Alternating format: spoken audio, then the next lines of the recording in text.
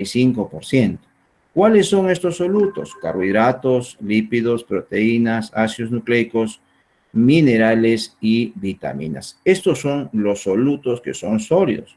Pero adicional a esto, que va a ser nuestra segunda clase, también están los protones, que vamos a revisar de manera específica. Y también, obviamente, como ustedes saben, los gases, el oxígeno, el CO2. Y aquí al ladito derecho he puesto nitrógeno, que es un gas que está, o es el gas más abundante en el aire. ¿Ya? Representa casi el 80%. Ustedes lo van a ver, lo han hecho ya en su curso de fisiología. Y cuando nosotros hacemos la inspiración, junto con el oxígeno que necesitamos y el resto de gases que están en el aire, va a ingresar el nitrógeno que está en esta concentración tan alta del 80%. Pero el nitrógeno nosotros no lo podemos utilizar. El ser humano ha perdido la capacidad de utilizar el nitrógeno.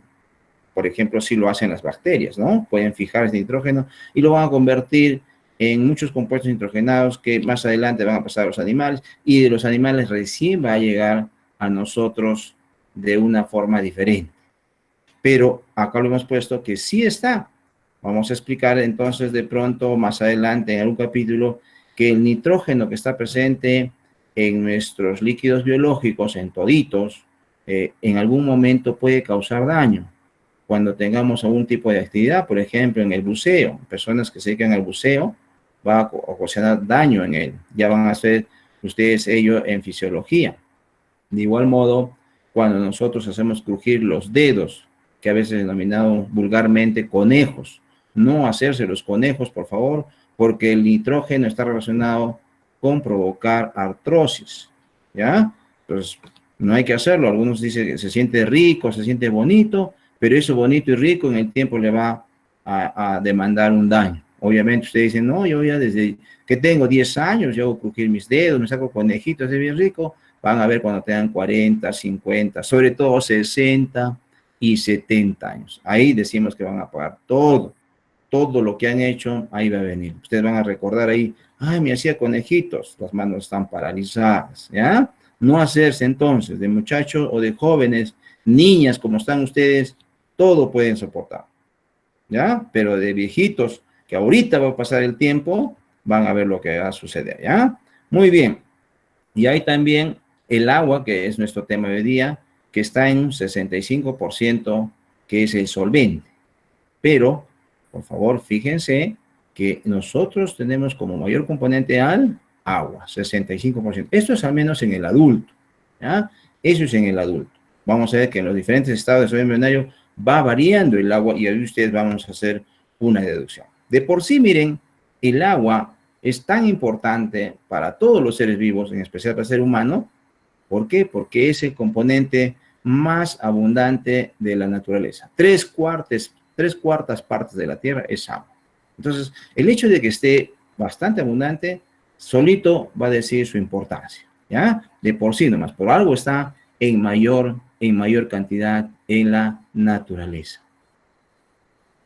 Aquí el agua en los líquidos biológicos no está solita, así como tal, como agua químicamente hablando, sino está combinado con muchos otros solutos, otros componentes, incluso celulares, formando, por ejemplo, aquí estamos viendo una gota de sangre, acá hay una bolsa de sangre, ¿sí?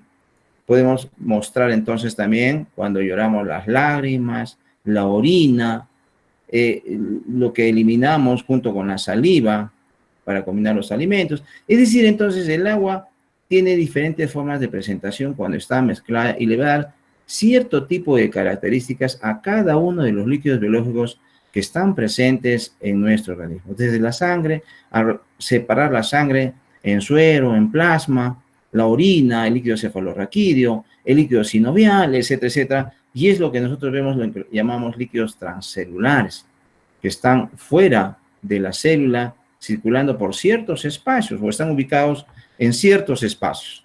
Aquí tenemos, por ejemplo, en el sistema nervioso central, el líquido cefalorraquídeo, ¿ya? Que está bañando las células nerviosas. Aquí tenemos entonces en el ojo el humor acuoso, el humor vítreo, en el pulmón el líquido pleural entre dos capas, vamos a ver la visceral y la pleural. En el oído interno la endolinfa, la perilinfa, en la cócleo-caracol, en el corazón, el líquido pericárdico que rodea y evita que el corazón se desprenda, en las articulaciones, el líquido sinovial, y miren en el peritoneo, el líquido peritoneal que está bañando a los intestinos, a las vísceras, decimos, ¿no? De manera general. Entonces, ahí muy importante, miren, ya estamos destacando la importancia que tiene el agua. Entonces, nosotros hemos señalado de que el agua es el compuesto cuantitativamente más importante. 3/4 partes de la tierra es agua. Y veamos, miren, en esta siguiente diapositiva, que no hay que olvidar nunca para nuestra práctica clínica, que en el adulto el agua es en promedio 65%. Pero si nosotros vemos los diferentes estados de desarrollo humano, vamos a ver que el agua ha ido variando durante este desarrollo y crecimiento. Podemos ver aquí, por ejemplo, que cuando se ha formado el embrión se denomina, como ustedes saben, después que ha ocurrido la fecundación, va a haber una división celular, que se van a formar una gran cantidad de células, 64, y sucesivamente todo ese grupo de células que todavía no se ha diferenciado. No se ha diferenciado, se dice, cuando no se ha convertido en los diferentes tejidos.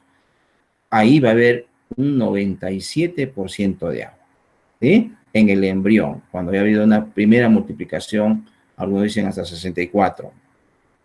Pero cuando ya hemos nacido, recién nacido neonato, vemos entonces que el agua está más o menos en un 80%. Es decir, miren la diferencia, cuánto ha bajado, ha disminuido, ¿verdad? Y cuando ya somos adultos en este momento, ustedes y yo estoy un poquito más avanzado, obviamente, 65% de agua en promedio. Y cuando vamos a llegar a ser ancianos, a nosotros nos falta poco, a ustedes les falta mucho, vamos a tener un 50%. Incluso algunos señalan de que puede llegar hasta 45, quizás un poco menos de agua. Y entonces, aquí va a surgir una pregunta. ¿Por qué hay mayor cantidad de agua en el menor estado de desarrollo embrionario y hay una mayor cantidad de agua y una menor cantidad de agua en un mayor desarrollo? Entonces, la pregunta o la respuesta rápidamente nos indica entonces de que como está en crecimiento, sobre todo en desarrollo, en este caso, bioquímicamente hablando, hay mayor cantidad de reacciones químicas o bioquímicas y también obviamente fisiológicas. Entonces, el que está en crecimiento tiene que realizar, nosotros dijimos en la primera clase qué cosa es bioquímica, son reacciones químicas. Nuestro organismo humano, les he dicho, son puras reacciones químicas. Desde el momento que nos llevamos el alimento en la boca, están ocurriendo cientos de diferentes reacciones. Pasa al estómago, al intestino, más reacciones. Una vez que ingresa, porque eso es lo que vamos a hacer aquí, qué cantidad de reacciones están realizando químicas, miles y miles, en milésimas de segundo.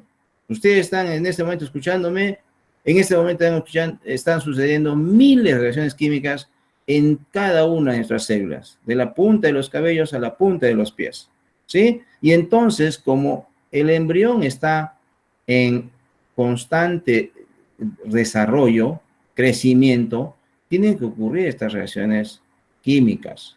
Y obviamente, para que ocurran estas reacciones químicas, se realiza en agua. Ustedes no me dejarán mentir que cuando han hecho su curso de química, si por ahí han tenido la oportunidad de hacer reacciones, todas las reacciones, ¿verdad?, lo han hecho en tubitos. Esos tubitos contenían agua, ¿sí? Todo ha tenido que ver con agua. No ha habido ninguna reacción química que ustedes no lo hayan realizado mezclado con agua, ¿verdad? Nadie ha hecho reacciones con tierra y tiza. No lo han hecho, ¿verdad? Todas las reacciones que se simulan para la vida, todas se realizan en agua, ¿verdad? Entonces, eso nos está ilustrando a nosotros que si están ocurriendo nuestras reacciones químicas y se necesitan muchas reacciones para el crecimiento, para el desarrollo del ser humano, entonces esto necesita mayor cantidad de agua. Y entonces aquí, miren, vamos avanzando en el desarrollo embrionario, luego en el desarrollo general del ser humano, el agua va a ir disminuyendo, ¿no? Como que ya en el anciano no necesita mucha agua porque ya está en un estado, pues, de deterioro, ¿no es cierto? Y finalmente, pues ya sabemos lo que viene, ¿no es cierto? 80, 90 años.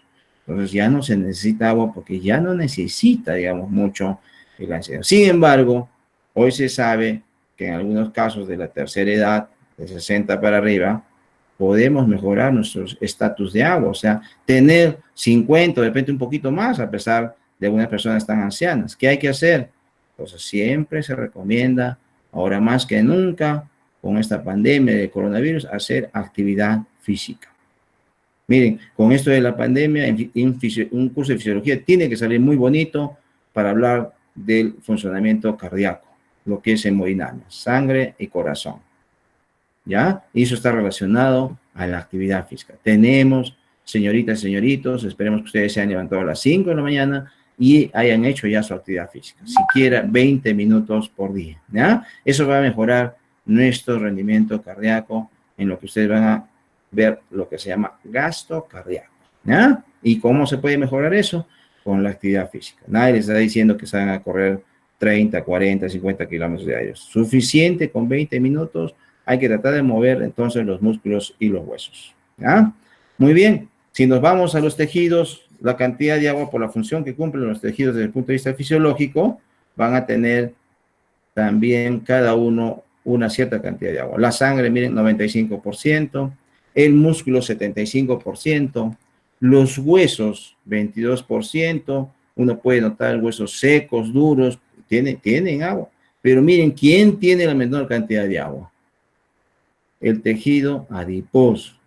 El tejido adiposo tiene menos cantidad de agua. Y entonces nosotros podemos imaginarnos en el tiempo, si nos vamos a llenar de tejido adiposo, estamos llenos de grasa que va a ser muy perjudicial y nos va a quitar prácticamente el volumen de agua. Y eso es muy peligroso. Por de todo punto de vista, miren, el tener mucha grasa va a ser peligroso y relacionado para todas las enfermedades.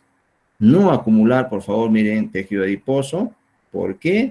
Porque tiene mucha grasa y poca cantidad de agua.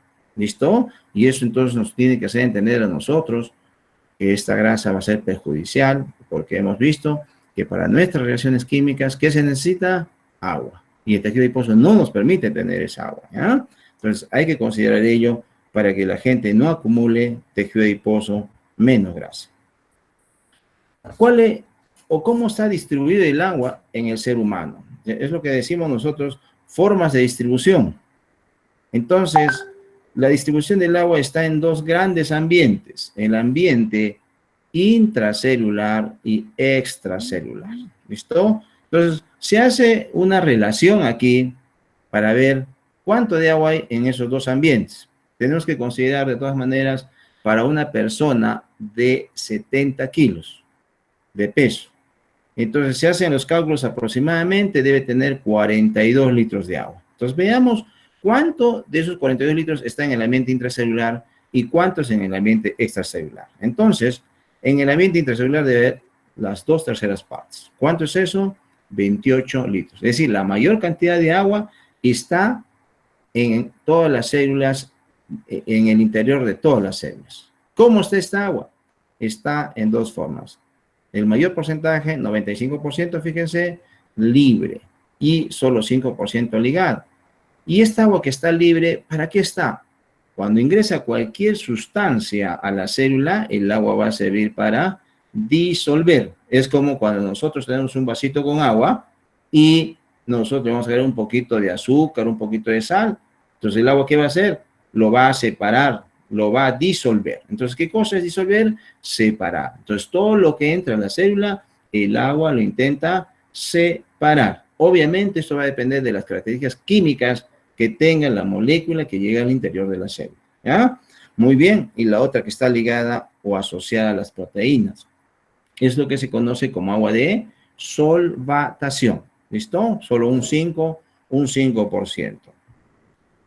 Extracelular. ¿Cuánto de agua hay en el ambiente extracelular? 14 litros.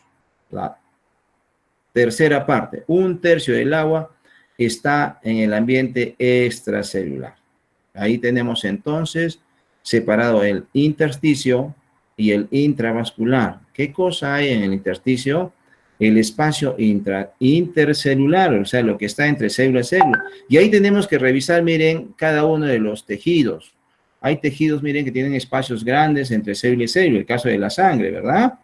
Y el caso, por ejemplo, del tejido epitelial no hay separación entre células. Y tenemos que buscar entonces que hay lugares donde hay bastante espacio y otros que no. Entonces, en lo que es intercelular va a depender del tipo de tejido.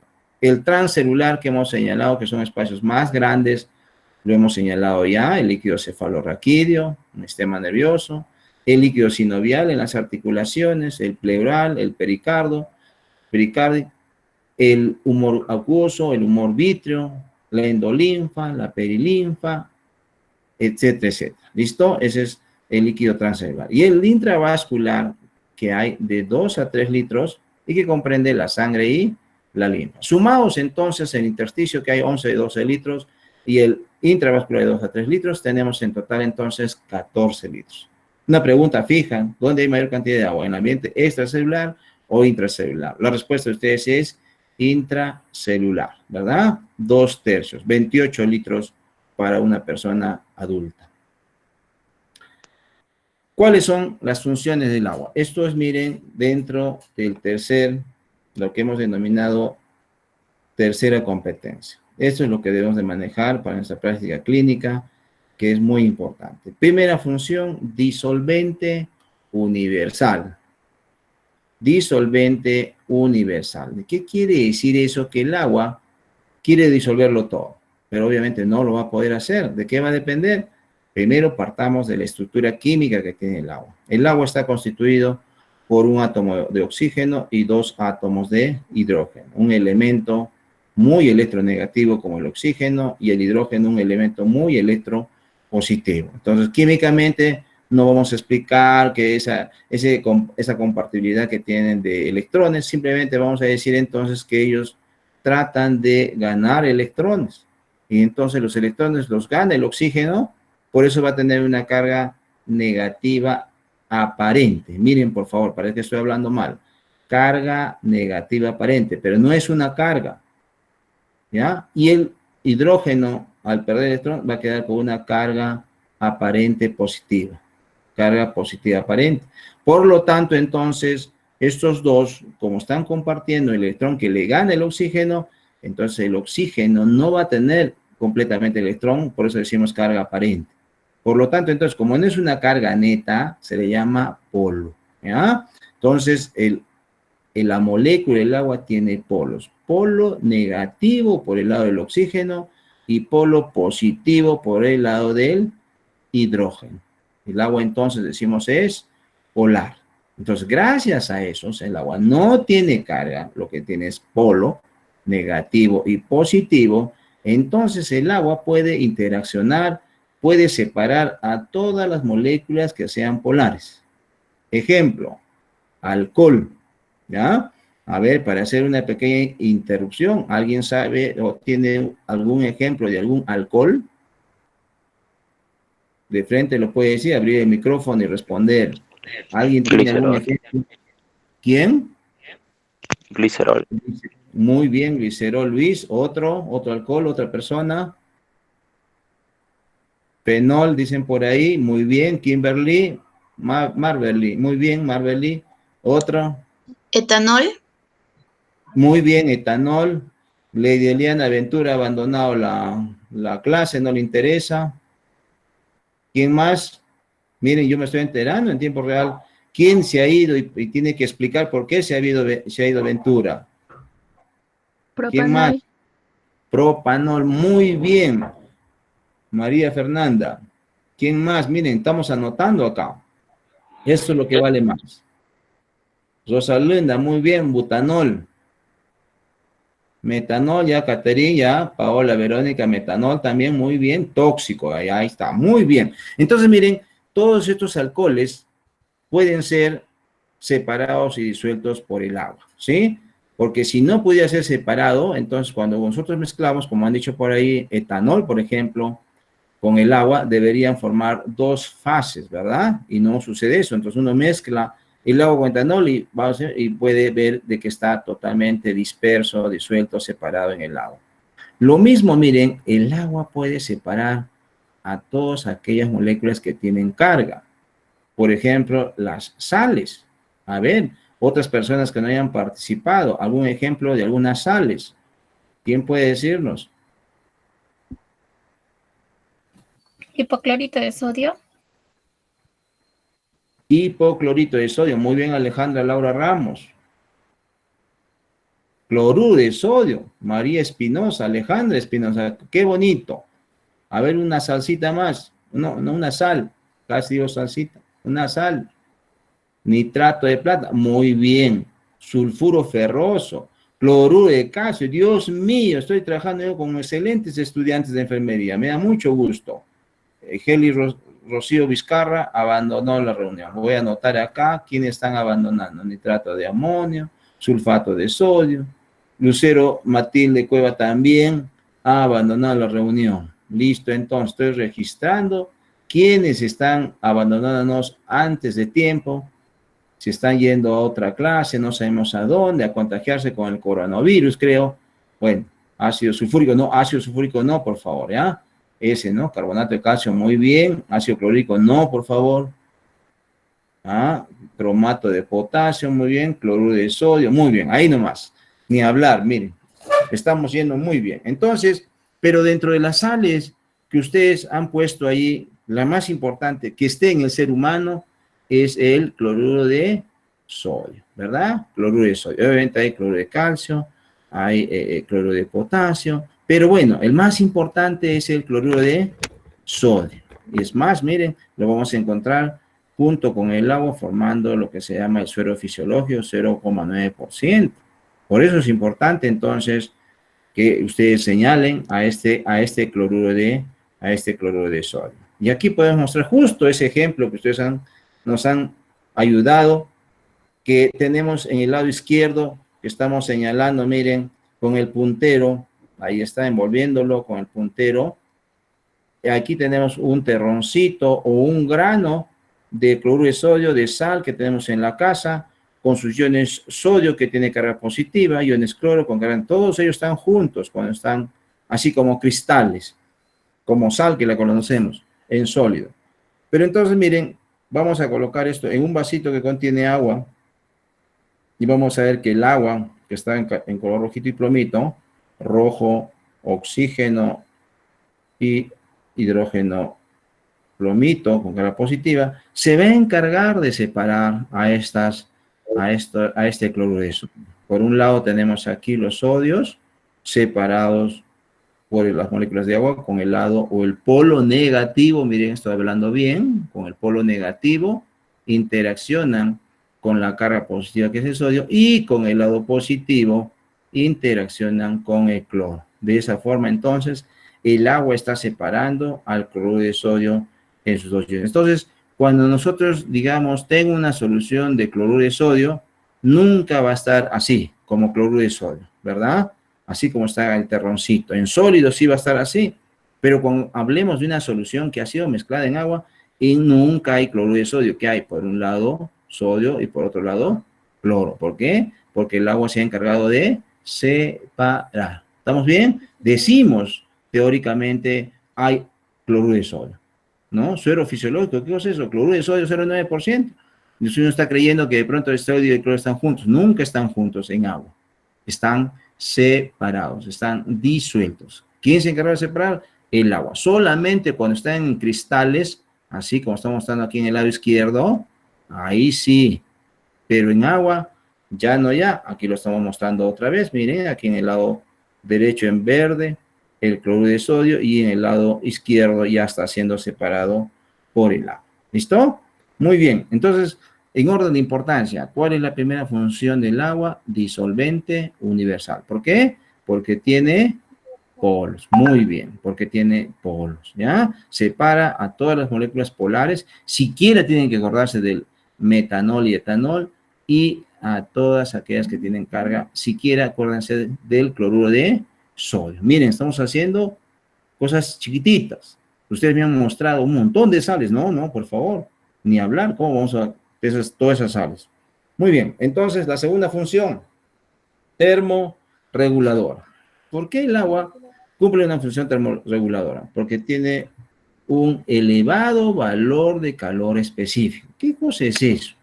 El elevado calor específico se refiere, miren, a que si nosotros quisiéramos cambiar la temperatura del agua, ahora que ya empezó a hacer frío, ustedes reciben el agua, está muy fría, y algunos de pronto lo quieren ya calentar en los servidores o en cualquier otro dispositivo, ¿verdad? Porque está muy fría. Entonces, ¿qué hacen? Le dan o le proporcionan calor, porque lo deben tener en casa, una cocina a gas, que nos va a dar pues el calor. Ponemos ahí y tenemos que esperar algunos minutos, ¿verdad? Pues pone 1 litro, 2 litros de agua y ponemos el gas, ¿no? Y a veces las cocinas no proporcionan mucha energía, hay que esperar 10, 15 y uno se espera, ¿verdad? Porque el agua necesita mucho calor para que pueda llegar a calentar o a hervir. Eso se llama elevado valor de calor específico. El agua necesita mucha energía. Solo para comparar, ¿ya? Si ustedes quisieran utilizar etanol, ya, digamos, para lavarse en ese momento, no hay agua, dicen, mamá, hay alcohol nomás. Se les ocurriría, digo yo así, ya, vamos a poner etanol. ¿En cuánto tiempo creen que va a hervir ese etanol? Va a hervir en menos tiempo. Miren, van a poner, digamos, en un lado de la cocina agua, en el otro lado etanol, van a ver que el agua de pronto va a necesitar aproximadamente unos 15, 20 minutos en hervir. El agua el etanol a los 3 minutos ya está completamente hervido. Pero ¿cuál es la otra diferencia? Que el agua hierve ¿a qué temperatura? ¿Alguien sabe? ¿A qué temperatura hierve el agua? Por ejemplo, Patricia Victoria. A 100 grados. 100 grados. Muy bien, ya. A los 100 grados. 100 grados, 100 grados, muy bien. 100, Carmen, Gloria, Glady, qué bien. Depende de la Entonces, 100. gravedad. Muy bien, listo, ya. Está muy bien. Qué bonito, qué bonito. 100. Ya, ahí nomás, por favor. Ahora viene la otra pregunta más fuerte. ¿A qué temperatura hierve el etanol? 70 y... Rápido, sin buscar en internet. ¿A cuánto? Uy, ya ves, nadie responde ahora. 72. ¿Qué ha pasado? 62. Muy bien. 65, 62. Muy bien. ¿Quién fue? Luis. Muy bien, Luis. Efectivamente, miren. Primero, el etanol necesita menos energía para variar la temperatura. Y a 62 grados, como dice Luis, o 65, dependiendo obviamente de la altura, miren, comienza a hervir. Entonces, ¿quién necesita más calor, más energía para cambiar de temperatura? El agua, ¿sí? El agua es, dentro de los solventes que existen en la naturaleza, es el que necesita mayor cantidad. Miren, el etanol que está cerca de nosotros a veces, menos. Ya si nos vamos al fenol, como están señalando, al cloroformo, ni hablar. Ya prácticamente algunos suben 1 grado y ya están volatilizándose, ¿sí? Entonces, felizmente, estamos nosotros hechos a base de agua. ¿Qué porcentaje de agua hay en este momento en ustedes adultos? ¿Qué porcentaje de agua tiene? 65%. Muy bien, Isabel, ahí está, miren. En este momento yo tomo examen, todos sacan 20, ¿se dan cuenta? Esas van a ser las preguntas, muy bien, muy bien. Lelia, Jocelyn, Dara, Rosa, Paola, Mayra, Ronald, Bessie, Alexandra, Maverick, Alejandra, Xiomara, Darlene y Joel. Ahí nomás, muy bien, ¿ya ves? ¿Se dan cuenta que esto va a estar muy fácil, ¿ya? Entonces, felizmente somos hechos a base de agua. Entonces, ¿qué va a permitir esto? La aplicación que tenemos para nuestro futuro como enfermeros, como enfermeras que van a ser ustedes, ¿ya? ¿Qué va a ser la aplicación? Esto se relaciona, miren, al estado febril. Gracias a que nosotros estamos hechos a base de agua, y ese mayor porcentaje es que no variamos muy rápido la temperatura. En los procesos febriles provocados por virus como el coronavirus, en algunos casos, bacterias, hongos, protozoos, va a haber una producción de muchas moléculas, dentro de ellas llaman los pirógenos que van a elevar la temperatura. Y felizmente el agua es el que está impidiendo que nosotros variemos muy rápido de temperatura. Si no, sería terrible, ¿sí? Estaríamos entonces variando muy rápido y eso sería peligroso. Van a ver ustedes en el tema de proteínas que toca más tarde, que las proteínas se pueden desnaturalizar. Y eso es muy peligroso, sobre todo en las proteínas que forman las neuronas. Ahí va a ser totalmente peligroso porque una elevación de temperatura, sobre todo en el recién nacido, en el neonato, 10 minutos, miren, puede llegar a ser fatal. O simplemente un recién nacido puede entrar en un estado vegetal, ya no se va a recuperar nunca más. Y ahí les van a explicar qué va a suceder cuando ocurre esa desnaturalización. Eso hay que tenerlo muy presente siempre, señoritas, que cuando una persona va a tener fiebre, lo primero que hay que hacer es bajarle la temperatura, que mantenga su temperatura de 37 grados en promedio, ¿sí? Entonces, pero gracias al agua es que no varía muy rápido de temperatura. Felizmente, no somos a base de otros solventes, sino agua. ¿Qué sería que fuéramos de etanol? Miren, estaremos hirviendo, ¿no? Porque hay cambio de temperatura. Metanol, entonces mejor no, ni siquiera lo pensemos. Quedémonos con agua. Y nunca en su vida posterior se llenen también de etanol, ¿ya? Porque hay gente, miren, desde el viernes toma bastante etanol, sábado, domingo, lunes, nosotros no sabemos cómo está viva esta gente, ¿ya? No sabemos cómo está viva, ¿ya? Muy bien. Tercera función, lubricante. El líquido sinovial que está en las articulaciones es a base mayormente de agua. ¿Qué impide eso? Que los huesos interaccionen, que los huesos rocen. Eso es muy importante, por eso el agua cumple una función también lubricante. En el caso del ser humano es el agua, junto con otras moléculas como cobaltiosulfato, ácido hialurónico, etcétera, etcétera. ¿Listo? Transporte. Bueno, tenemos entonces el principal lugar de transporte que lleva todo prácticamente a cada una de las células de un humano es el plasma de la sangre, ¿sí? Ahí está transportándose miles y millones de moléculas.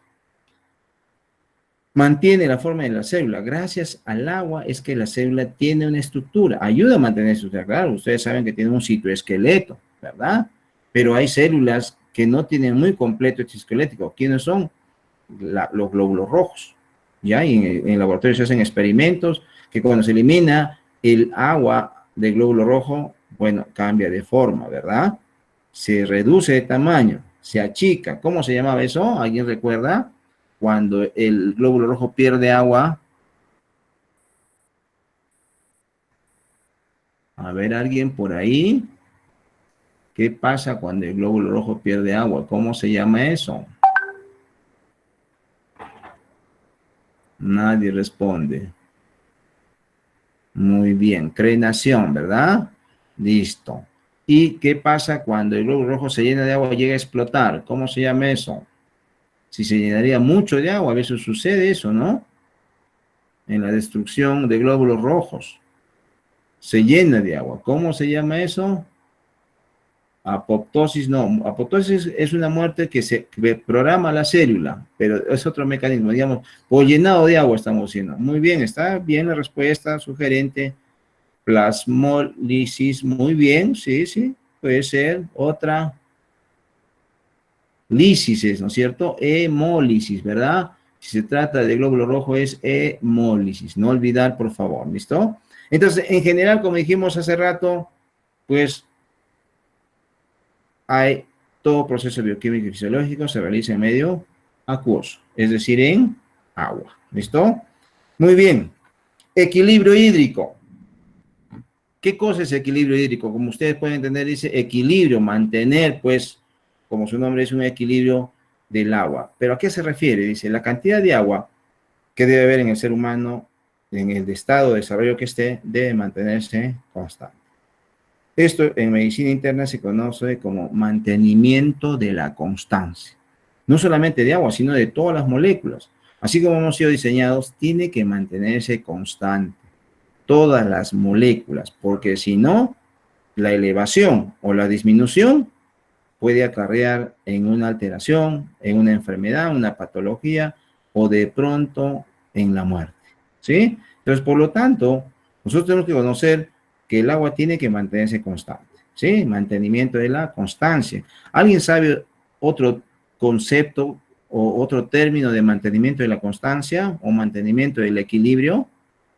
algún otro término que hayan ustedes conocido cuando dicen muy bien, Maverly, muy bien, Belén, muy bien, Miriam, Lisbeth, Glady, miren, ¿qué les voy? Solamente creo que les estoy haciendo recordar a ustedes. Homeostasis, muy bien.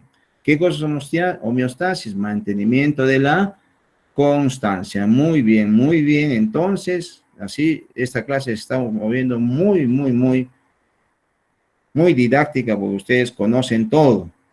¿Ya? Es eso, mantenimiento de la constancia. A ver, otra preguntita. Los que no hayan respondido probablemente. Entonces, si eso es así, entonces nosotros tenemos un valor normal de glucosa en sangre. ¿Alguien recuerda cuál es ese valor normal o cuál es ese rango de valor normal de glucosa en sangre? Casey nos dice de 90 a 110, bueno, se acerca, muy bien, de 70 a 100, Aramis, 80 a 110, 70 a 100, muy bien, caramba, qué bien. Así es, pues 70 a 110 miligramos por ciento. Depende, ¿no? Hay unas pequeñas variaciones dependiendo del laboratorio. A ver, ¿cuánto es la cantidad de sodio en sangre? Otra pregunta. La cantidad de sodio. Sodio ahora, sodio, solo sodio. ¿Cuánto debe haber de sodio en sangre? De sodio en sangre. Muy bien. ¿Quién puso eso? Casey, muy bien. 135 a 140 mili equivalentes por litro. Muy bien, ni hablar. Eso es, miren, que las moléculas estas que ustedes están mencionando y también el agua tienen que mantenerse en ese valor, ¿sí? Que se llama homeostasis, mantenimiento de la constancia. ¿Y cuánto es el agua que debe haber en el adulto? ¿Qué porcentaje? ¿Qué porcentaje? Muy bien, 65%, ¿ya? Perfecto. Bueno, chicos, entonces, de ahora en adelante también las respuestas hay que darlas completas, ¿ya? Porque 65 no dice solamente, pero tenemos que poner las unidades, o sea, 65%, 70 a 110 miligramos por ciento para la glucosa, de 135 a 145 mil equivalentes por litro para el sodio, y así sucesivamente. Y vamos a tratar de colocar unidades, ¿listo? Muy bien, y esto obviamente de alguna manera va a depender de las variaciones también fisiológicas. Entonces, para el caso del agua específicamente, tenemos esta tablita, cómo nosotros eliminamos el agua y cómo debemos recuperar o compensar las eliminaciones mediante las ingestas, etcétera, etcétera. Entonces, tenemos primero eliminación en la parte. ¿Cómo eliminamos el agua todos los días? En la orina, más o menos 1400. En las heces, 100 mililitros. A través de la piel, en la transpiración, sudor, que nos damos cuenta cuando sudamos 100 mililitros, pero este es quizás el más importante, que a veces no nos damos cuenta, que son las pérdidas insensibles. A través de la piel sale como moléculas de vapor de agua, 350, cuando, ejemplo, en este momento que estoy hablando, estoy viendo gran cantidad del agua a través del aliento, muchas partículas de agua salen cuando uno está hablando. Por eso dice, la forma de contaminación del coronavirus a personas sanas es justamente hablando. Por eso no hablar con las personas que ustedes se encuentren por la calle. ¿Ya? Por eso dicen mantener la distancia 1,5 metros. Y sobre todo, desgraciadamente tenemos que hacer ahora eso, no conversar con nadie. Porque están conversando y estamos eliminando grandes cantidades de moléculas de agua. Ese aliento que va acompañado de grandes partículas, millones de billones de partículas de agua, de repente está cargado de coronavirus y ustedes sin que se den cuenta van a ser contagiados. Mucha gente está creyendo que la persona tiene que estornudar, mentira. Mucha gente está creyendo todos tosen, mentira. La mayoría no tose. Así como ustedes están en este momento, sanitos aparentemente, sin embargo están siendo portadores de virus. ¿Listo? ¿Por qué? Porque se elimina mucha agua cuando nosotros estamos hablando. 350 mililitros. ¿Cuánto suma todo eso? Más o menos 2.300 o 2,3 litros. ¿Cómo compensamos? Todos los días bebiendo agua, 1.400. Agua contenida en los alimentos, en el papa, chuño, camote, 700 mililitros. Y esto, por favor, vamos a recordar, ¿ya? Nosotros producimos agua. Traten de seleccionar eso, por favor. Es lo que llamamos combustión de los alimentos o metabolismo. Vamos a ver, ese capítulo también lo voy a realizar yo la próxima semana, en lo que es transferencia de energía, oxidaciones biológicas. Vamos a ver entonces que ahí nosotros vamos a generar por día 200 mililitros de agua, ¿ya? Entonces, si quieren recordar, pónganle un cuarto de litro. Todos los días nosotros, adultos, producimos ¿cuánto de agua? Un cuarto de litro. 250 mililitros de agua. Por el metabolismo. ¿Listo? Por el metabolismo. Entonces, somos generadores de agua. ¿Estamos bien? Entonces, vamos a mostrar ahí que el oxígeno que estamos respirando va a participar en la formación de agua. ¿Listo? Nosotros vamos a generar casi un cuarto litro de agua. En las preguntas que vamos a lanzar nosotros para escribir, ¿cuánto de agua genera una persona adulta por día? ¿Cuál va a ser su respuesta? ¿Cuánto de agua una persona adulta como nosotros genera agua? ¿Cuántos mililitros? ¿Cuál va a ser la respuesta? 200. 200 o 250, ¿ya? Eso es lo que generamos de agua. Un cuarto de litro, 200 mililitros, 250 mililitros. Todas esas respuestas son válidas. Alguien ha puesto por ahí 65, ¿no? Eso no es así, ¿no es cierto? No es así, ¿ya? Muy bien, esto estamos hablando acá del metabolismo. Acá está 200. Y hubiera puesto ahí 200, 250. Muy bien. Eso es lo que generamos y vamos a ver el día próximo jueves cómo se genera esta agua. ¿Listo? De manera muy sencilla. Muy bien. Entonces, esta es nuestra primera clase de hoy. Ahorita.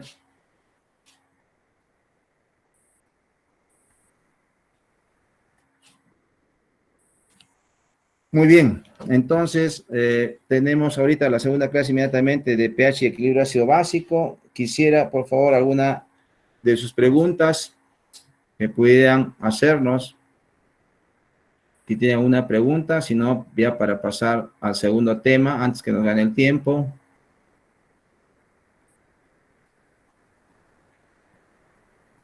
No hay preguntas. Mientras voy aperturando yo mi otro tema, entonces.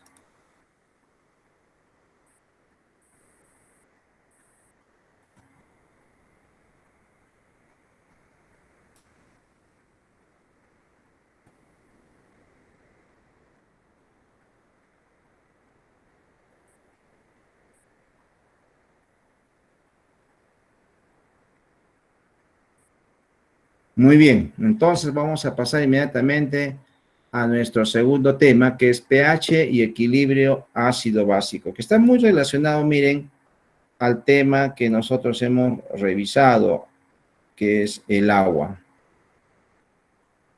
Así de manera muy escueta, miren, ¿cuáles son nuestras competencias? Primero, conoce la concentración de hidrogeniones de los líquidos biológicos del ser humano, esa es solamente hidrogenión. 2, define los ácidos y bases fuertes y la acidez real y acidez titulable. 3, analiza el producto iónico del agua. Y 4, explica el mecanismo de acción de los principales buffers del organismo humano. Miren, esta molécula, este ion en realidad es un ion, puede tener dos nombres, hidrogenión o protón. Todos ustedes saben por su curso de química que el hidrogenión o protón es un producto del átomo de hidrógeno, ¿verdad? Ustedes saben que el átomo de hidrógeno tiene un protón y un electrón. Entonces, ¿qué sería el hidrogenión o protón? Simplemente el átomo de hidrógeno que ha perdido su electrón. Pero, ¿por qué nosotros tenemos que estar estudiando a este hidrogenión o protón si podemos estudiarlo como átomo de hidrógeno o de repente cualquier otra molécula? Lo que sucede, miren, que este hidrogenión o protón está presente en todos los líquidos biológicos, así. Líquido cefalorraquídeo, en el plasma suero-sangre, en el líquido sinovial. Cuando eliminamos la orina también hay una concentración de estos hidrogeniones. Es decir, entonces lo podemos encontrar a este hidrogenión en todos los líquidos biológicos. Pero ¿cuál es la implicancia? ¿Por qué tenemos que estudiarlo de forma separada? Porque simplemente, miren, este hidrogenio protón va a alterar el funcionamiento sobre todo de las proteínas. Y justo en la siguiente jueves, la primera parte, el tema que van a hacer es enzimas. Y estas enzimas, miren, son muy importantes para procesar las reacciones químicas. O sea, son los que van a hacer que muy rápido se realicen las reacciones químicas, las enzimas. Y si se altera la concentración de hidrogeniones, algunas enzimas ya no van a trabajar, no van a funcionar. Y ello incluso, como vamos a ver en la siguiente clase que voy a hacer de transferencia de energía, puede causar la muerte. ¿Sí? Entonces es muy importante que también el organismo mantenga una concentración fija que no varíe de hidrogeniones. ¿Estamos bien? Si no, podríamos incluso llegar a un desenlace fatal. ¿Por qué? Miren, acá estamos poniendo solo 3 ejemplos. ¿Cuál es la concentración de hidrogeniones en la sangre, en el plasma o suero? Aquí estamos poniendo, miren, concentración de hidrogeniones tiene este valor, miren, 0. Contamos los ceros, hay 7 ceros, ¿verdad? 398 normal. Si nos vamos al lisosoma, que ustedes en su curso de biología celular, les han dicho que el lisosoma es el organelo que cumple digestión en la célula, ¿verdad? ¿Y por qué? Porque es muy ácido, les decían, ¿sí? Miren la concentración que tiene. 0.00015 normal. Una concentración baja. Sí, y en el estómago, que sería el valor más alto, 0.01 normal. ¿Sí? Entonces, comparando los 3 valores, el más alto es el estómago, le sigue el lisosoma, pero el más alto es el de la sangre. ¿Sí? Perdón, el más bajo. El más bajo es el de la sangre, ¿verdad? Muy bajo. Miren, podríamos nosotros relacionar esto con el ácido clorhídrico de concentración 0.0000398 normal. Yo les aseguro que si estaremos en una clase de química, le digo a su profesor, señor profesor, por favor, prepárame esta solución de ácido clorhídrico. Les aseguro que no podría. No podría. Calculamos, medimos, le digo, prepare, ya está, ya, no podría. Pero sin embargo, miren cómo nuestras células en la sangre hacen de que se tenga esta solución, digamos, de ácido clorhídrico de esta concentración tan baja. Si solo nosotros pensamos que variamos un cerito, digamos, matemáticamente yo les digo, varía un cerito nada más, ¿sí? Un cerito, miren, porque como es tan bajo, uno pudiera pensar que varía un 0, más o menos no pasa nada, ¿verdad? Como un valor numérico. Pero con un valor fisiológico, a ver, un 0, nos vamos al ser humano con un 0 menos aquí, simplemente, ahí te lo van a ver, ese ser humano está muerto, ya no existe. Fisiológicamente hablando, o sea, digamos, no, la persona debe tener este valor, pero de pronto menos un 0, yo me he olvidado, ustedes dicen, no, es 0.000, solo 6 ceros, muerto. Imagínense, entonces uno dice, ¿cómo pues? Vamos a ver, ya, ustedes lo van a decir matemáticamente, estén atentos por favor a la explicación. Entonces, miren, lo que sucede es que los valores que existen son estos valores, ¿sí? Esto es lo que existe, de concentración de hidrogeniones. Lo que sucede es que hace muchísimos años, miren, Sorensen ha determinado que se pueda expresar de otra forma esta concentración de hidrogeniones. ¿Qué cosa ha hecho? Miren, hallarle el logaritmo. Miren, si hay el logaritmo de este valor, sale un valor negativo, dice. Expresado como logaritmo, la concentración de hidrogeniones sale menos 7,4. Imagínense, si eso se queda así, peor, pues. Un valor negativo, ¿qué significa para nosotros? Negativo fisiológico. Ah, no, está mal, ¿no? ¿No? Esta persona está mal, con menos, pero no. Entonces me dice, no, eso va a confundir mucho más. Sí, entonces mejor logaritmo negativo y se va a positivar. Esto que es menos 7,4, ahora se va a convertir en 7,4. Entonces, ¿qué le he denominado a este logaritmo negativo de la concentración de hidrogeniones? pH, ¿sí? Entonces, ¿qué cosa es el pH? El pH es una forma de expresar la concentración de hidrogeniones. Por favor, así me van a decir el concepto. Este es un artificio matemático, porque cuando nosotros preguntamos al estudiante, le decimos qué es pH y nos dicen esto de acá, logaritmo negativo. No, por favor. No me digan como valor numérico. Que usted en su cabecita que se ha hecho así y que ustedes lo puedan entender, eso es diferente. Pero si yo les pregunto qué es pH, todos en coro me van a decir que el pH es una forma de expresar la concentración de hidrogeniones. ¿Estamos bien? Eso es pH. ¿Por qué? Porque Sorensen ha buscado este artificio matemático para expresar la concentración de hidrogeniones que sí existe y el pH no existe. Es un artificio matemático. ¿Estamos bien, chicos? Entonces, eso es el pH. No quiero, por favor, cuando pregunten en el examen, escribe el concepto de pH, ustedes me pongan esta fórmula. El que me pone esta fórmula, no solamente le vamos a poner 0, le vamos a bajar 2 puntos más, porque lo más probable es que no haya asistido a esta clase. Porque si ustedes van a poner pH en el internet, les va a salir esta fórmula, ¿verdad?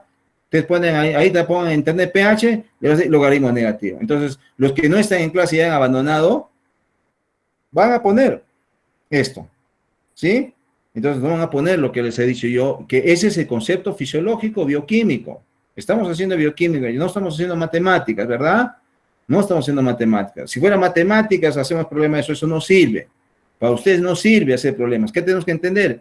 Que el pH es la concentración de hidrógenos. Es una forma de expresar la concentración de hidrógenos. ¿Se entiende? Sí, ¿no es cierto? A ver, todos con la cabecita digan sí, estoy viéndolos.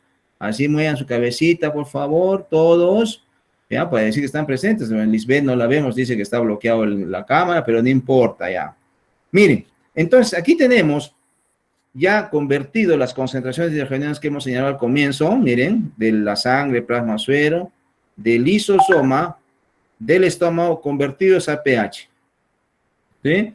Están siendo expresados ya como pH. Desgraciadamente, cuando hagan fisiología, si no lo han hecho todavía, van a hablar solo de pH. Y ustedes tienen que recordar que este pH viene de la concentración de hidrogenados. Pero tenemos que darnos cuenta de lo siguiente, fíjense. Aquí, para el valor de la sangre, el pH sale 7,4. Para el valor del lisosoma, 4,8. Y para el del estómago, que era el más alto valor, el pH es más bajo, ¿verdad? ¿Sí? Sí, o sea, quiere decir que si la concentración de hidrogeniones es alta, miren, estoy señalando con el cursor, con el láser, si la concentración de hidrogeniones es alta, el pH es, si la concentración de hidrogeniones es baja, el pH es alto, ¿sí? Bajo. ¿Sí? ¿Estamos bien? A ver, miren, otra vez, miren. En esta concentración de hidrógeno que es baja, el pH es alto. Alto. En esta concentración de hidrógeno es que la concentración de hidrógeno es alta, el pH es Baja. bajo. ¿Sí? ¿Estamos bien? Inversamente proporcional. De otra forma, mira, ahí está. Miren, el pH alto, miren la cantidad de hidrógenos que hay. El pH intermedio, ahí está. Y el pH bajo, harta concentración de hidrogeniones. ¿Estamos bien? Sí, también, chicas. Si quieren pueden anotar, a ver, como tareita, ahorita, a ver, pongan ahí, escriban, por favor, en la hojita, dice, a ver, ¿cuál de los 3 que vamos a mencionar? A ver, pHA, 2.8, pHDB, 7.2 y pHDC, 4.3. ¿Listo? Ya, les hemos dado 3 pHs. ¿Cuál de los 3 tiene el pH más bajo? Perdón, ¿cuál de los 3 tiene la concentración de hidrogeniones más baja? 7.2. B. La B. 7.2. Muy bien. La B. La B. Ya, ¿cuál de los 3 tiene la concentración de hidrogeniones más alta? 2.8. La Claro. ¿Sí? Muy bien, los que están en el chat, muy bien. Entonces, eso tenemos que entender. Así van a ser las preguntas de examen, sencillas, aplicadas, porque de ahora en adelante, señoritas y señoritos, solo vamos a hablar de pH. Pero ustedes saben que el pH no existe. ¿Qué cosa es? Un artificio matemático. Ustedes están pensando en la concentración de hidrogeniones. Eso es lo que existe. ¿Listo?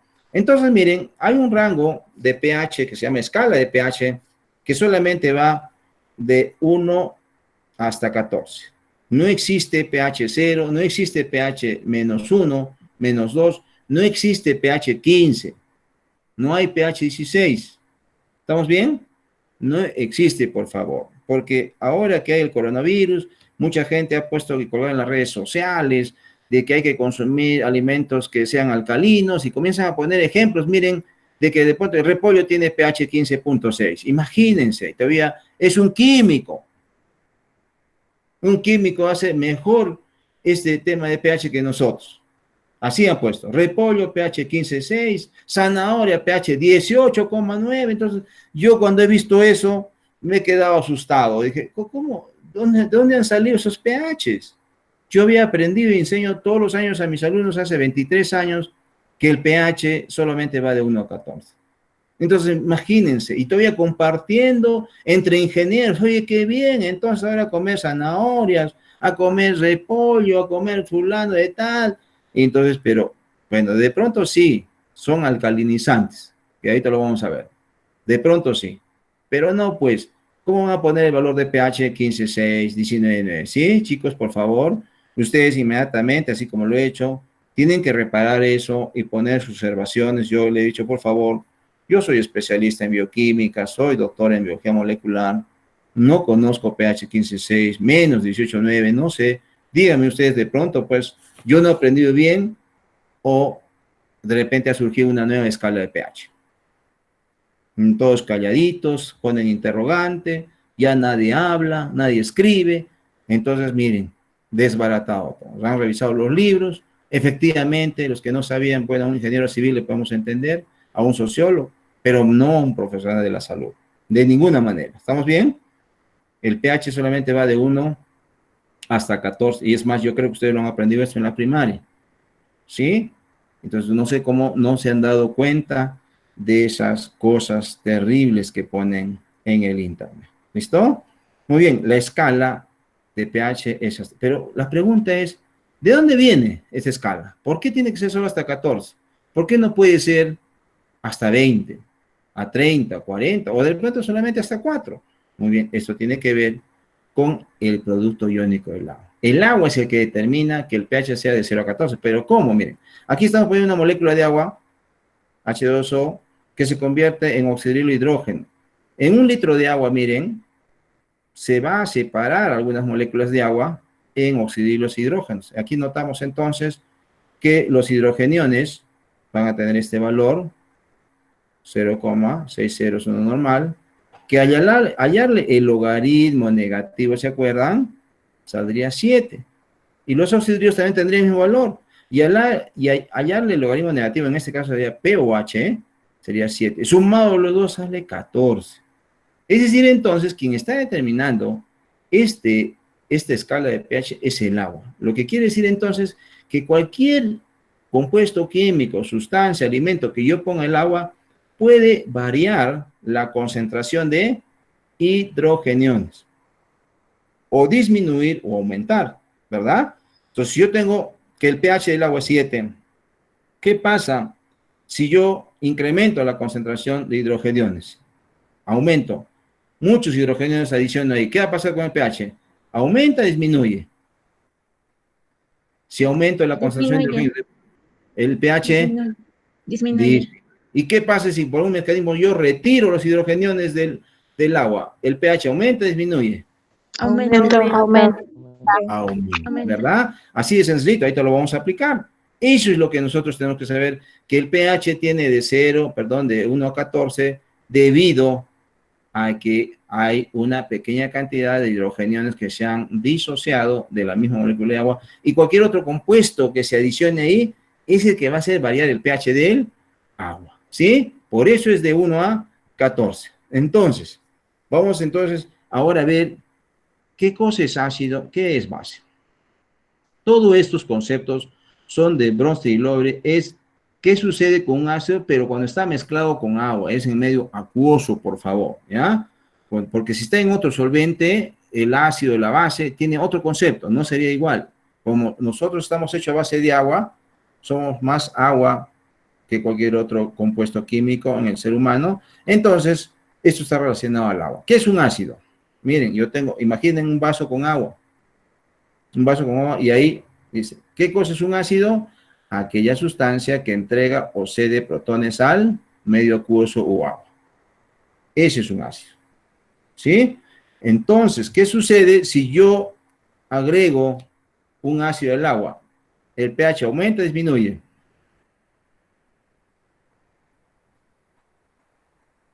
Nadie responde. Otra vez, miren, ácido, sustancia que entrega o cede protones al medio acuoso o al agua. Yo tengo el agua, si le agrego un ácido, ¿qué pasa con el pH? ¿Aumenta o disminuye?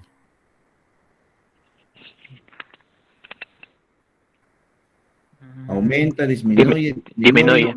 disminuye, muy bien, disminuye. Listo. Ahora, ¿qué es base? Sustancia que acepta o quita protones al medio acuoso, o sea, al agua. ¿Qué pasa con el pH? Aumenta. Aumenta. Ya, por favor, esto tiene que estar bien clarito. Entonces, porque estoy diciendo que la influencia que haya de otros compuestos químicos al agua es el que va a hacer variar el pH o la concentración de hidrogeniones. Eso tenemos que tener claro. Entonces, estamos diciendo que es ácido, yo agrego un ácido, un compuesto químico al agua, entrega protones, por lo tanto el pH disminuye. Y la base le quita protones al medio, por lo tanto el pH aumenta. ¿Estamos bien? Listo. ¿Qué son ácidos y bases fuertes? Miren, solamente en el ser humano hay dos ácidos fuertes. Primero, entonces, el ácido clorhídrico y el ácido sulfúrico. ¿Ya? Son los dos únicos ácidos fuertes. Y las bases fuertes no hay. No tenemos bases fuertes en el ser humano. No existen. ¿Listo? Solo estos dos ácidos fuertes. ¿Pero qué son ácidos y bases fuertes? Son estas moléculas que están completamente ionizadas en agua. Aquí puedo mostrarles, miren, digamos que yo tengo el ácido clorhídrico en un frasquito en esta cantidad, 100.000 moléculas, y tengo acá al ladito un vasito con agua. En tiempo cero, puro, el ácido clorhídrico está así, como ácido clorhídrico, juntos, como con enlace iónico. Pero si yo le agrego al agua el ácido clorhídrico, vean este segundo momento, se va a separar en cloro más hidrogeniones, ¿verdad? ¿Cuánto es de cloro? 100.000. ¿Cuánto de hidrogeniones? También 100.000. ¿Cuánto de ácido ha quedado? Nada, ¿sí? Entonces, por eso he dado el concepto. ¿Qué es un ácido? Un ácido es aquel que está disociado completamente en agua, completamente. O sea, nunca vamos a encontrar un ácido fuerte como ácido. ¿Cómo va a estar? Separado. En este caso, como cloro y hidrogenión. Por eso decíamos entonces que el ácido entrega protones y el pH disminuye. Ese es un ácido fuerte, ¿verdad? Ese es un ácido fuerte. Muy bien. Bases fuertes se disocian completamente, pero no hay en el ser humano. ¿Estamos bien? No hay. Entonces, solamente el concepto queda para ácidos fuertes. Ácidos y bases débiles. Miren, lo que más producimos nosotros en las reacciones químicas que ocurren en el ser humano son ácidos débiles. Y también cuando comemos, lo que comemos bastante son ácidos débiles. ¿Cuáles son? Aquí tienen, miren, el ejemplo: ácido acético, ácido láctico, ácido pirúvico, ácido acetoacético, ácido beta-hidroxibutírico, ácido propiónico, palmítico, son grasas, por ejemplo. El ácido palmítico y el ácido esteárico están formando parte de los triglicéridos. Es lo que comemos nosotros ellos. Y ácido acético, por ejemplo, por aquí, el ácido láctico, son los que nosotros producimos. O sea, lo que más producimos nosotros son ácidos débiles. ¿Listo? Pero ¿cuál es el concepto? Que están parcial o muy pobremente disociados en agua. Lo mismo sucede con las bases débiles, y la única base débil que está en el ser humano, ¿quién es? ¿Cómo se llama esto? Que esto, ¿dónde está el puntero? A ver, los que están en clase. El amoníaco. Muy bien, es la única base débil. Miren, entonces, a ver, repitiendo, ¿cuáles son los únicos ácidos fuertes? Ácido clorhídrico y ácido sulfúrico. De los ácidos débiles no les vamos a preguntar porque son un montón, pero si quieren recuerden al ácido acético, ácido láctico y ácido pirúvico. Lo vamos a ir más adelante. ¿Por qué tienen que recordar el ácido acetoacético y el ácido beta-hidroxibutírico? ¿Listo? Y la única base débil, ¿quién es? El amoníaco. El amoníaco. No hay más. ¿Ya? Entonces, miren, ¿cómo es el mecanismo? El ácido débil, tienen aquí el ácido acético. Este ácido acético, miren, 100.000 en un frasquito. No vamos a poner concentración, sino cantidad. Y le vamos a agregar acá al agua, los 100.000. Miren, ¿qué sucede? se va a disociar en acetato e hidrogenión. ¿Pero cuántos se han disociado? Solo 2. ¿Sí? Solo 2. Y la mayor parte, 99.900, permanece como ácido. Por eso he dicho, ¿cuál es el concepto de ácido débil? Aquel que se disocia muy pobremente en agua. ¿Listo? Muy pobremente en agua. El ácido clorhídrico, miren, retorno acá. El ácido clorhídrico, había 100.000, ¿cuántos hidrogenes aporta? 100.000, porque es un ácido fuerte. Y nos vamos al ácido débil, ácido acético. De 100.000, ¿cuántos aporta? Solo 2. ¿Estamos bien? ¿Quién aporta mayor cantidad de hidrogeniones en la misma concentración, en la misma cantidad? ¿El ácido fuerte o el ácido débil? El ácido fuerte, porque se ioniza totalmente. En cambio, el ácido débil, miren, de 100.000 solo 2. ¿Estamos bien? Entonces, ¿quién variaría más el pH? ¿El ácido fuerte o el ácido débil? ¿Quién bajará más el pH? ¿El ácido fuerte o el ácido débil? Fuerte. El ácido. ¿Quién baja más el pH? Teniendo esta misma concentración. Fuerte. El ácido. ¿Quién baja? Fuerte. El ácido fuerte. Sí, el ácido fuerte. El ácido Claro. fuerte. Porque aporta mayor cantidad de hidrogeniones, ¿verdad? En cambio, el ácido débil, miren, solo aporta 2. El ácido clorhídrico, miren cuánto aporta. 100.000. Muchos hidrogeniones, el pH cada vez más bajo. ¿Listo? Muy bien. Eso es entonces el concepto de ácido. Estamos comparando entonces aquí que el ácido clorhídrico ha aportado 100.000, ya no hay ácido clorhídrico, todo está como hidrogenión y cloro, y el ácido acético 2, aquí hay un montón de ácido acético. ¿Listo? Muy bien. Entonces, esto está relacionado a lo que es acidez real y acidez titular. ¿Qué cosa es acidez real? Es la cantidad de hidrogeniones que aporta un ácido. ¿Sí? Y hemos dicho, entre un ácido fuerte y un ácido débil, ¿quién aporta mayor cantidad de hidrogeniones? ¿El fuerte o el débil? ¿Quién aporta mayor cantidad de hidrogeniones? Acá está, miren. El fuerte. El ácido fuerte. Entonces, El ellos ácido tienen fuerte. mayor acidez real, ¿sí? Entonces, ¿quién tiene mayor acidez real? El ácido fuerte, porque aporta mayor cantidad de hidrogeniones y el ácido débil menos. Eso es acidez real. El fuerte siempre va a aportar mayor cantidad de hidrogeniones. En cambio, la acidez titulable está referida a si titulamos nosotros cuántos hidrógenos vamos a obtener de cada uno. Pues retrocedo acá, fíjense, ¿cuánto hay acá? 100.000.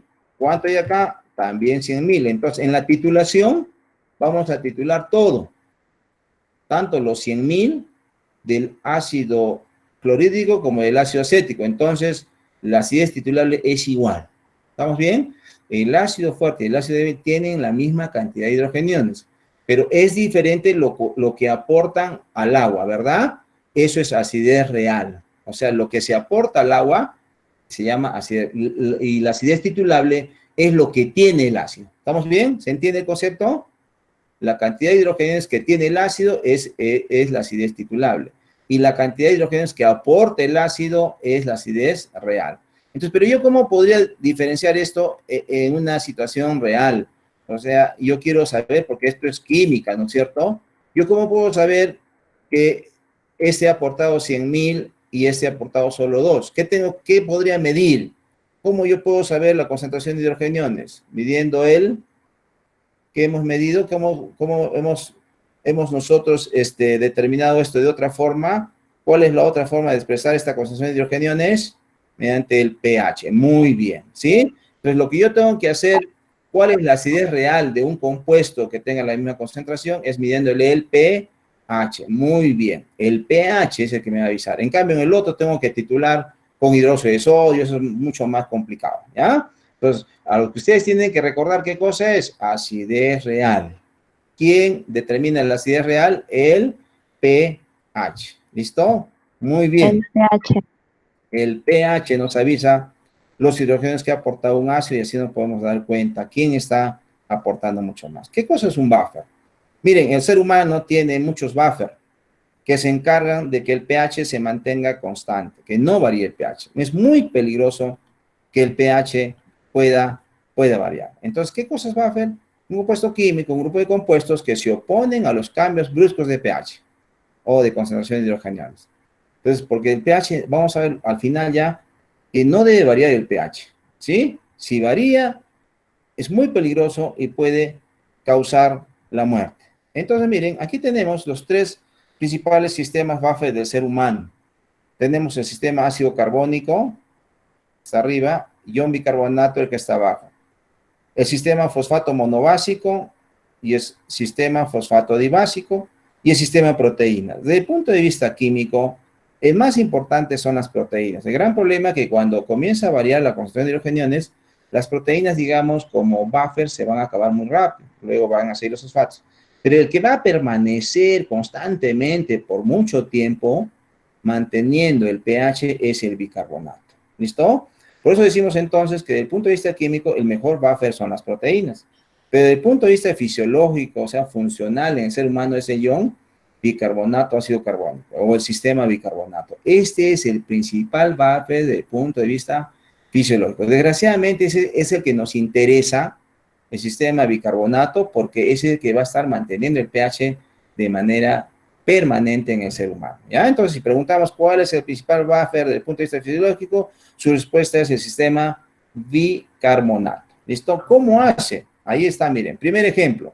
Aquí tenemos el bicarbonato, ácido carbónico, ion bicarbonato, y aquí tenemos una concentración de hidrogeniones en azulito. Ustedes pueden contar incluso que hay 8, ¿sí? Tenemos una primera situación en el cual, miren, llega mucho hidrogenión, ¿ya? Está llegando de afuera mucho hidrogenión, hay una producción excesiva de hidrogeniones. Miren, entonces, ¿qué va a pasar? Estos hidrogeniones van a ser mitigados por el bicarbonato. Va a haber una reacción, miren, bicarbonato más hidrogenión forma ácido carbónico y, miren, va a ir desapareciendo estos hidrogeniones porque el ion bicarbonato está cumpliendo esta acción buffer. ¿Cuál es el objetivo del buffer? Mantener constante la concentración de hidrogeniones. ¿Hasta qué momento? Hasta que se acabe el bicarbonato. Claro, va a llegar un momento, sí, pues tanto y tanto, la célula va a producir ion bicarbonato hasta cierto tiempo, pero llega un momento ya no va a poder producir más y entonces el pH, este exceso de hidrogeniones, va a hacer que el pH disminuya, ¿ya? Entonces los buffer también tienen un tiempo. Pueden ser días, meses, hasta años incluso. Pero en llegado un momento ya no se puede. Vamos a ver entonces cómo se produce eso. Hay un montón de enfermedades que hacen que se produzcan muchos hidrogeniones. Pero tenemos nosotros los tres sistemas buffer importantes, proteínas, fosfatos y sobre todo ion bicarbonato, que trata de mantener constante el pH. ¿Listo? De igual forma, en una situación B tenemos aquí también hidrogeniones en esta concentración y de pronto va a haber algo que retire los hidrogeniones. Miren, se está yendo el vasito. Estos hidrogeniones van a ser aportados por el ácido carbónico. Miren, reacciona, se aportan los hidrogeniones y se forma bicarbonato. Pero lo que se tiene que ver aquí es que se mantenga constante esta concentración. Porque ¿qué sucede si se pierden estos hidrogeniones y no se compensan y no se aportan estos hidrogenos? ¿Qué pasaría con el pH? ¿Aumenta o disminuye? Si se pierden los hidrogenos de aquí, ¿qué pasa con el pH? ¿Aumenta o disminuye? El pH Aumenta. aumentaría. Muy peligroso. Claro que sí. Entonces, miren, en ambos casos, muy bien. El pH no puede, por exceso, disminuir o por falta aumentar, porque si no, entraríamos a esta situación que se llama la acidosis alcalosis, que está relacionado con el equilibrio ácido-básico, ¿sí? Entonces, miren, los valores normales de pH en sangre, solo en sangre, van de 7.35 a 7,45. Entonces, no puede ser más ni menos. ¿Qué pasa si es menos? Entramos en una situación que se llama acidosis. Hay dos tipos, la metabólica y la respiratoria. El principal ejemplo de acidosis metabólica es la diabetes mellitus. Muchos pacientes mueren por acidosis metabólica, coma acídico, porque el pH varía mucho. Hay un límite compatible con la vida, miren, 7. Ya incluso algunos pacientes cuando están en 7,2, miren, no hay mucha diferencia, ya se han desmayado, entran en coma. Algunos pueden llegar hasta 7, pero debajo de 7 nadie está vivo, por favor. Ningún paciente. ¿Ya? Diabético, nunca. No puede haber un paciente de pH 6,5, no se ha equivocado, por favor, háganle de nuevo. Es imposible que un paciente tenga pH 6,5, ¿listo? En 7 ya todos están en coma, menos ya todos se han muerto. Incluso hay pacientes 7.1, 7.2, ya están en coma, están somnolientos, inconscientes, desencajados, desconectados de la realidad. ¿Listo? Entonces, no puede ser, miren, menos de 7. Entonces, acidosis de 7.35 a 7. Estos son los valores normales que se debe manejar, de 7.35 a 7.45. Por encima tampoco. Alcalosis, máximo compatible con la vida, 8. Nadie puede tener más de 8. 8.2, 8.3. Ya prácticamente va a llegar la muerte. Aquí tenemos las alcalosis metabólicas respiratorias. Ustedes entran al internet ahorita saliendo de la clase, acidosis y alcalosis, va a poner ejemplos, miles de ejemplos de las enfermedades que están relacionadas a la acidosis y a la alcalosis. Nosotros no es nuestro tema, solamente llegar a que no puede variar el pH de la sangre. Y por último, el pH, para saber que hay acidosis o alcalosis, tenemos que medir solo el pH de la sangre. Si mide el pH de la orina o mide el pH de cualquier otro líquido, nunca vamos a poder decir que eso es acidosis o alcalosis. Solamente midiendo el pH de la sangre sabremos que es acidosis o alcalosis. ¿Estamos bien? Nunca de cualquier otro líquido, solo de la... Yo les pongo, he medido el pH de la orina de un paciente y es 7,2. Está en acidosis o alcalosis. ¿Qué van a poner ustedes? Nada, no sé. Tengo que saber el pH de la sangre. ¿Estamos bien? Solo el pH de la sangre me dice si hay acidosis o alcalosis. ¿Estamos bien? Entonces, esto es muy importante saber desde el punto de vista de fisiología. En fisiología van a revisar un poco más, y creo que ustedes llevan fisiopatología. Ahí van a hablar de las acidosis, sobre todo la diabetes, y la alcalosis, que son la mayoría de enfermedades del pulmón, enfermedades pulmonares. ¿Listo? Muy bien. A ver. Creo que ya con eso hemos terminado. Si tienen alguna pregunta para poder...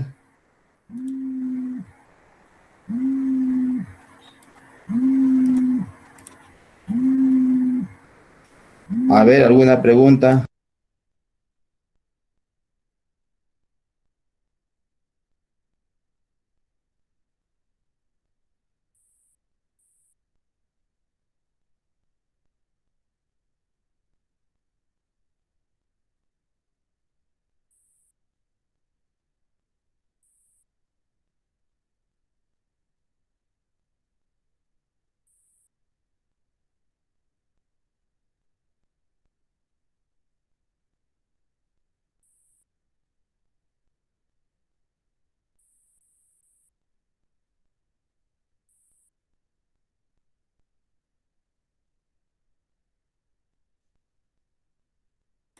Señoritas, entonces esperamos unos 2-3 minutos. Ya está entrando la doctora Luz para la clase de proteínas, ¿ya?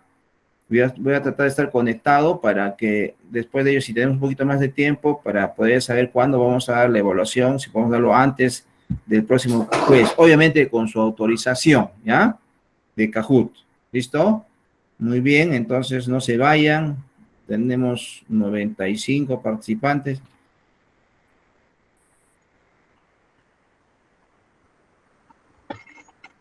A ver, chicos, buenos días. ¿Empezamos la sesión o descansamos unos 2 minutitos? ¿Cómo? A ver, por favor, ¿me contestan? 2 minutos, Miss. Ya, gracias, son unas reinas. 2 minutos, entonces. Descanso, por favor, gracias. Ya. Entonces empezamos exactamente. ¿Todos tenemos 9:49 o es que mis celulares andan, mis relojes andan mal? ¿Ustedes tienen 9:44? 9:44, Miss. Ya, entonces empezamos 9:55. Ya les doy como para que tengan un buen relajito, ¿sí? Gracias, Miss. Gracias, Miss. Gracias, Gracias, Miss. 9:55 nos conectamos. Gracias, reinas, ya, gracias. Gracias.